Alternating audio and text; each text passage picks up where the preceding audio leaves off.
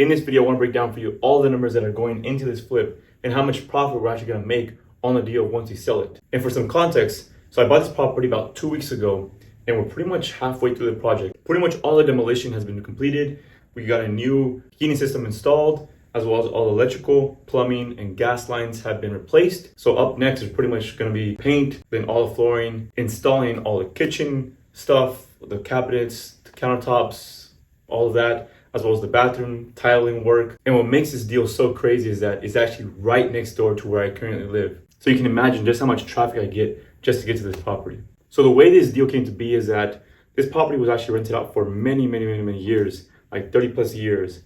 And when I came to find out that the owner had passed away, probably about a couple months ago, and her son was taking over and coming here, they're from out of state, and they wanted to sell the property, I immediately knew and I had to jump on this deal. One, for the proximity, being so close, but also I knew the potential it had to turn this into an incredible, beautiful, gorgeous property. And it just gets me so excited. Even though it's not the biggest project ever, we're still doing all the main renovations that we normally do, like flooring, paint, kitchen update, bathroom update. It's only a 2-bedroom, 1-bath house. But the real highlight of this home is actually the backyard, which is an insanely big lot. If I really wanted to keep this house and maybe rent out the front side, the main house, and build an ADU in the back, I mean, we could probably cash flow at least $1,000 a month. But after running the numbers and just considering my strategy at the moment, the numbers make sense to flip the property. And you'll see why in a second. So first, let's start here. What did I buy this property for? Once again, it's a 2-bedroom, 1-bath house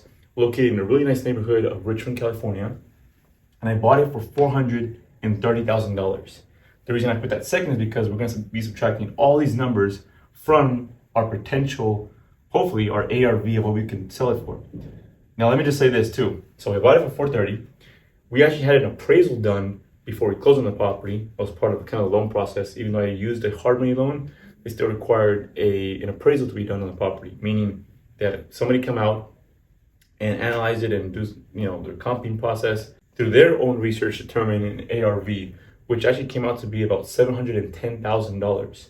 Now, on paper, that sounds cool and all, but given the current market that we're in right now with higher interest rates and buyers being a little bit more skeptical, I wanted to still be very conservative with my numbers, as you should always be. So ideally, in this scenario, we're about another 3-4 weeks out from completing this project and maybe putting it on the market. At that point, we're shooting for a $635,000 ARV price, which means we're hoping to sell it for that price. And if we do, it'll be freaking amazing. So from that price, we're going to subtract what we purchased this for, $430,000. Now, going down the list, we're about $20,000 in so far in labor and material as far as costs, renovation costs. A lot of demo work, pretty much all the demo work has been done. All our MEPs, meaning mechanical, electrical, and plumbing, all of that is pretty much all complete at this point.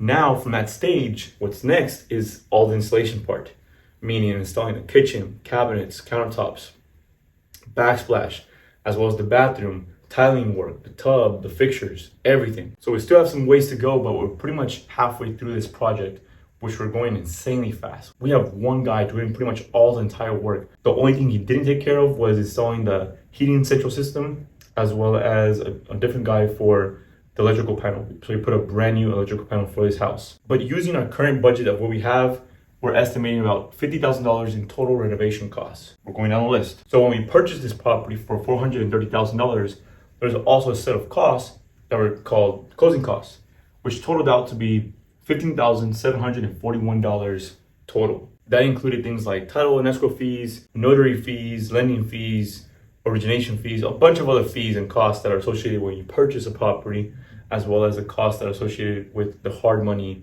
lending side. So that's all for the closing costs of the property. And because we're moving very quickly on this project, we're 2 weeks into this project only. We still haven't had our first payment on the loan yet. I believe it's expected on July 1st. We're currently in the first couple of weeks of June. And if all goes well, we're probably about 3-4 weeks out from finishing this project.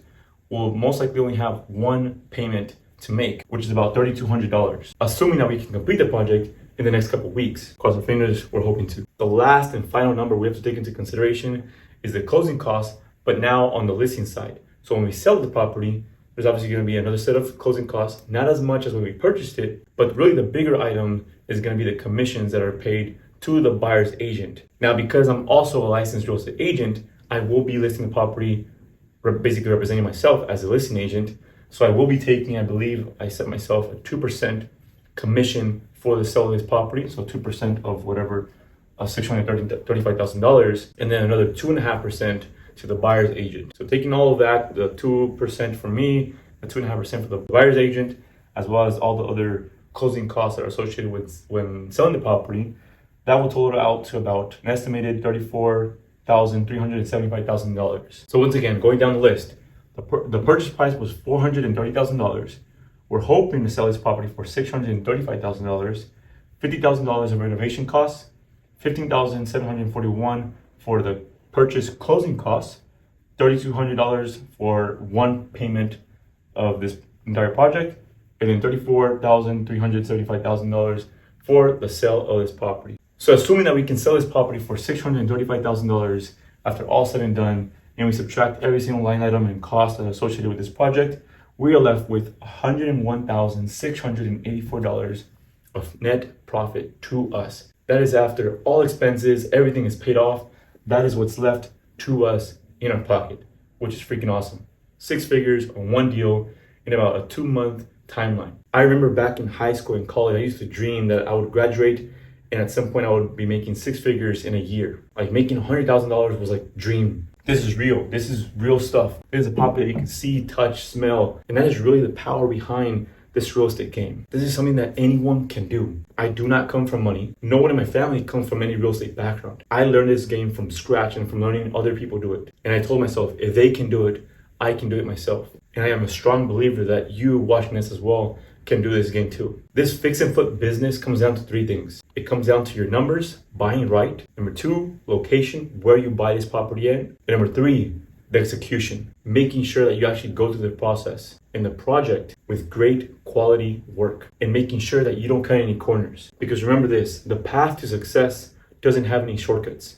So why make it here? If you want to continue seeing the behind the scenes of each of the projects that we have going on currently at the moment, then definitely subscribe and follow along for this incredible journey. And if you want to find out if we end up making this amount over the next month or so, stay tuned for that video. Over the last couple of weeks, I've had several calls with many of you. And first off, I just want to say that I am immensely appreciative for each and every single one of you for watching, but also for even taking the time to maybe leave a comment or to reach out and maybe book a call with me one-on-one. One of the biggest things that it made me realize is that there's actually a person, a human on the other side of the screen. It's not just me talking to a camera. And it just made that feeling so real for me. After having many interesting and great conversations with many of you, and actually some of you we're now working together one-on-one, it's quite incredible what this whole thing can do for us. And I hope the same way comes across the other way around where, I myself, I'm just a human, I'm just a person, we're all trying to build something here. With this real estate investing business that I'm building, my whole mission, my whole passion behind it